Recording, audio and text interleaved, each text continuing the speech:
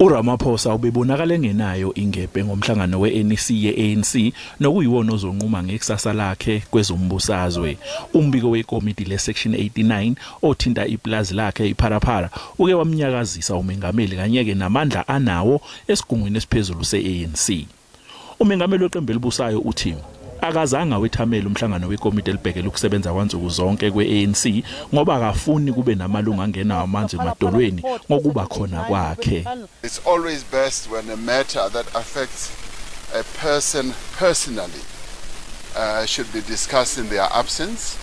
So that's precisely what has led to my recusal to enable members of the National Working Committee to have a thoroughgoing discussion on the report without my presence, without rather me being there, so that they are free to express themselves as openly and as thoroughly as possible without any form of fear or favor.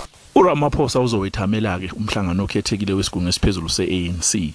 Umengameli uRamaphosa usacabanga ukuthi awuphosele inselele yini umbiko waleli komidi enkantolo yomthetho sisekelo. iANC ibonakala ishiwa isikhathi ekutheni iphothule lolu daba. Ikusasa likaMengameli uRamaphosa njengenhloko yombuso lizocaciswa isigungu esiphezulu seANC, kanti labo adlelana nabo babonakala bezimisele ngokumvikela, kodwa ke izitha zakhe zimfuna esulile esikhundleni.